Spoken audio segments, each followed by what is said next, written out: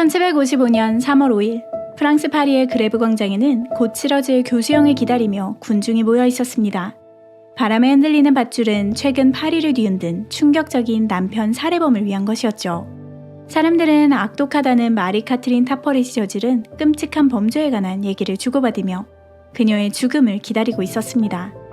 하지만 그들에겐 아쉽게도 잠시 후 교수대는 해체되었고 오늘 처형식은 취소되었다는 소식이 날아들었죠. 처형식을 기대하던 사람들은 웅성거리며 항의했지만 법원의 판결은 바뀌지 않았습니다. 너무나 아름다워 모든 남자가 그녀를 구하고 싶어 했다는 마리 카트린 타퍼렛은 과연 남편을 죽이고도 유유히 풀려날 수 있었을까요? 마리 카트린 타퍼렛은 1728년 파리에서 태어났습니다. 가난한 부모님은 곧 세상을 떠났고 할머니가 마리 카트린의 교육을 담당해 나름 잘 가르쳐 주었죠. 하지만 마리 카트린이 세상의 주목을 받기 시작한 건 그녀의 교육 덕분이 아니라 미모 때문이었습니다. 마리 카트린은 반짝이는 검은 눈과 눈부시게 하얀 피부, 풍만한 몸매와 아주 아름다운 팔과 손을 가진 미인이었다고 합니다. 영상에 계속 나올 마리 카트린의 그림은 실물에 비하면 못생기게 그려졌다고 해요. 곧 마리 카트린은 구애하는 수많은 남자 사이에서 남편감을 골랐습니다. 마리 카트린과 결혼한 남자는 루이 알렉상드르 레콤바로 건축가였죠.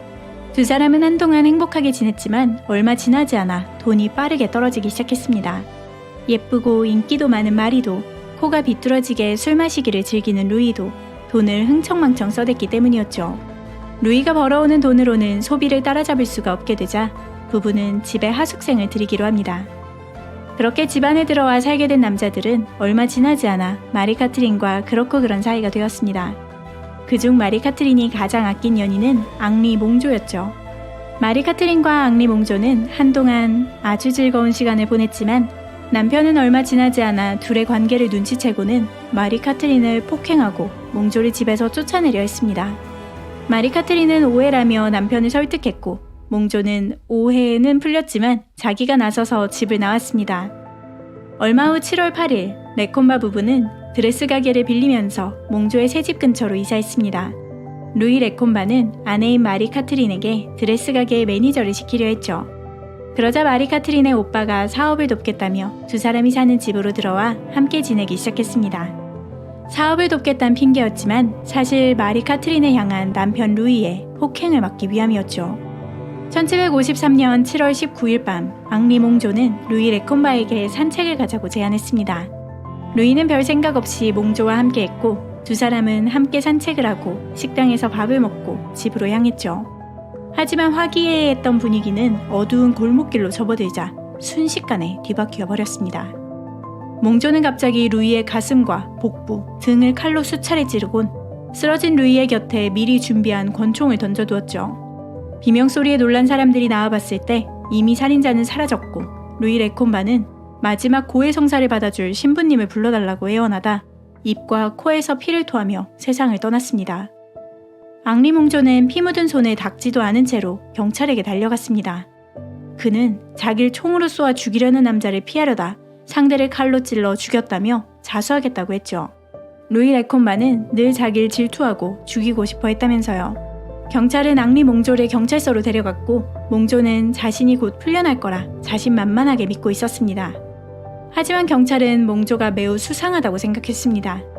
루이의 등에도 수차례 칼로 찔린 상처가 있어 몽조가 방어하기 위해 찌른 상처로 보이지 않는 데다 몽조가 칼을 뽑아들고 루이를 쫓아가는 모습을 본 목격자까지 있었죠.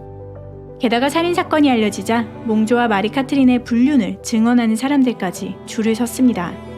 몽조의 집에 아름다운 여인과 한 남자가 같이 들어가 카드게임을 하고 놀다 남자가 나오면 몽조와 여자가 커튼도 치지 않은 채로 즐거운 시간을 보내는 걸 보았단 이웃들의 증언과 더불어 사실 몽조가 하숙생으로 마리 카트린을 처음 만난 게 아니라 이전부터 알고 지냈고 심지어 몽조가 빚을 갚지 못해 감옥에 갇혀있자 마리 카트린이 대신 빚을 갚아주었다는 옛 하녀의 증언까지 나오자 정당방위였다는 몽조의 말은 아무도 믿지 않았죠. 그렇게 재판은 몽조에게 불리하게 돌아가기 시작했습니다. 몽조는 끔찍한 고문을 받으며 자기가 계획적으로 루이 레콤바를 죽였다고 자백했지만 마리 카트린이 시켜서 했다는 얘기는 결코 하지 않았습니다.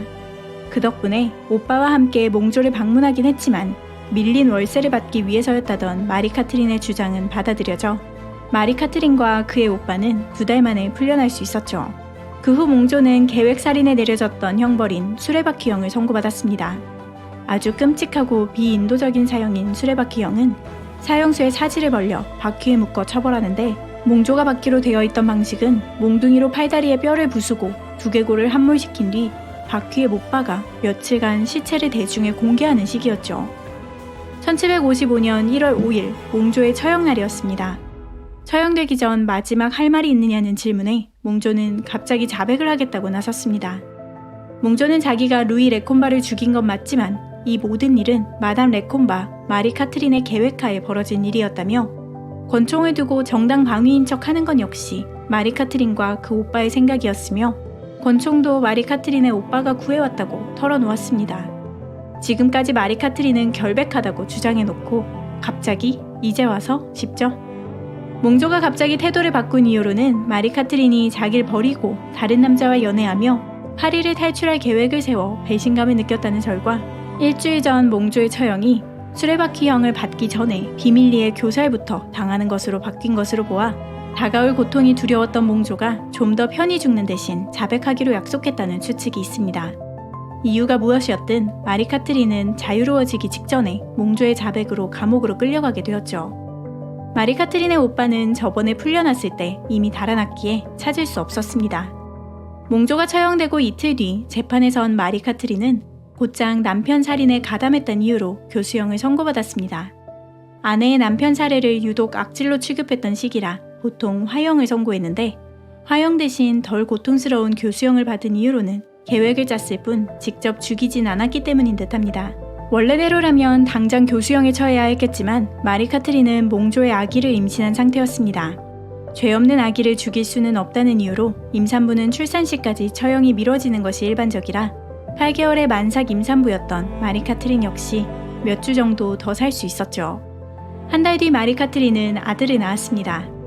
그리고 4주 후인 1755년 3월 5일 마리 카트린은 고문실에 꿇어앉은 채 사형 선고를 들었죠. 오늘날의 파리시청 앞 광장에는 마리 카트린의 목숨을 앗아갈 교수대가 설치되고 있었습니다. 루이 레콤바가 죽은 1753년부터 2년간 신문을 뜨겁게 달궜던 마리 카트린이 드디어 죽는다는 말에 파리 사람들은 이미 가득 모여 기다리고 있었죠. 절박해진 마리 카트린은 허겁지겁 사실 자기가 간수의 아기를 임신했다고 소리질렀습니다. 아기를 낳은 산모가 한 달 만에 다시 임신하는 일은 불가능해 보였지만, 불려온 의사와 산파는 혹시 모르는 일이니 두고 봐야겠다고 말했죠. 그 덕분에 교수대는 다시 해체되었고 마리 카트린은 임신을 확실히 확인할 수 있을 때까지 4개월을 더 살 수 있었습니다. 그동안 마리 카트린의 감방은 누구든 구경할 수 있게 공개되었기에 사람들은 프랑스에서 가장 예쁘다는 남편 살인마를 구경하러 매일같이 몰려들었습니다. 실물에는 발끝도 못 미친다는 마리 카트린의 초상화도 불티나게 팔려나갔고, 마리 카트린에 관한 노래도 유행가가 되었으며, 심지어 마리 카트린처럼 만든 밀랍 인형, 감옥에 있는 모습과 연인의 품 안에 안겨있는 모습 등을 담은 에나멜 장신구도 인기를 끌었습니다. 마리 카트린의 미모와 잔인한 살인은 루이 15세의 궁정에서도 인기라, 폭력적인 남편에게서 벗어나기 위해 남자를 죽여야만 했던 아름다운 여인의 이야기에 푹 빠진 궁정인들은 그녀를 동정했고, 몇은 실제로 구출 계획을 세우려 했습니다. 루이 15세가 반드시 처형해야 한다고 한 뒤에야 궁정의 동정 여론은 가라앉았죠. 마치 이전에 다뤘던 뮤지컬 시카고의 실제 사건 같죠? 그렇게 4개월이 지나 마리 카트린이 임신하지 않았음이 확실해지자 그녀의 처형일은 바로 확정되었습니다. 1755년 7월 3일 저녁, 27살의 마리 카트린은 다시 한번 세워진 교수대 앞으로 끌려 나왔습니다. 이젠 파리의 유명 인사가 된 마리 카트린의 처형을 구경하기 위해 프랑스 전역에서 무려 3만 명의 군중이 몰려왔습니다. 군중은 처형을 보기 위한 명당을 찾느라 경쟁하며 노트르담 대성당의 탑에도 꽉꽉 들어차 멀리 있는 교수대를 지켜보았죠. 처형대의 뷰가 잘 보이는 호텔방은 완판된 지 오래였습니다. 마리 카트린이 지나치게 인기가 많아 처형의 의미가 퇴색될까 두건을 쓰고 끌려 나오자 사람들은 야유를 퍼부었습니다. 프랑스에서 제일 예쁘다는 미녀가 죽는 걸 보러 왔는데 얼굴을 가리면 안 된다는 거였죠. 어떤 이들은 마리 카트린은 이미 탈출했고 대타가 아니냐고 소리치기도 했습니다. 떨리는 발을 옮겨 교수대에 오른 마리 카트린이 죽는 순간이 다가오자 사람들은 마치 서커스를 구경하듯 손뼉을 치고 숨죽여 지켜보았습니다. 마리 카트린을 사형에 처할 사형 집행인은 훗날 마리 앙투아네트와 루이 16세, 로베스 피에르 등의 처형을 집행한 샤를 앙리 상송이었죠. 하지만 상송도 이때는 아직 10대의 초보 사형 집행인이었습니다. 그는 서투르게 마리 카트린의 목에 밧줄을 두르고 배운 대로 교수형을 집행했지만 마리 카트린은 죽지 않았습니다. 군중의 비명소리와 마리 카트린의 발버둥 사이에서 샤를 앙리 상송은 그녀를 끌어올려 다시 떨어뜨리는 식으로 형을 집행했고 마리 카트린은 무려 4-5번이나 교수형을 당한 뒤에야 세상을 떠났습니다. 아름다운 마리 카트린 타퍼렛, 마담 레콤바의 인기는 그녀의 죽음에서 끝나지 않았습니다. 마리 카트린과 그녀의 연인, 남편의 이야기는 이후에도 많은 관심을 끌어 소설과 연극 등으로 재창조되기도 하고 몽조와 마리 카트린 사이에 나눈 편지 모음집이라며 가짜로 만든 책이 나오기도 했죠. 심지어 그녀의 시신을 가져간 의사는 시신을 방부 처리하여 전시해 죽음 뒤에도 대중의 구경거리가 되었습니다. 사망한 지 6개월이 지난 시기에 시신을 구경하러 갔다는 한 법학자의 기록을 보면 꽤 오랫동안 전시되었던 듯합니다. 연인을 하숙생이라고 속여 집으로 끌어들이고 남편을 살인 청부했으나 프랑스에서 제일 예쁜 여자란 이유로 대중의 사랑을 듬뿍 받았던 마리 카트린 타퍼렛의 이야기 흥미롭게 보셨나요? 다음 시간에는 또 다른 내용으로 만나요. 끝까지 함께 해주셔서 감사합니다.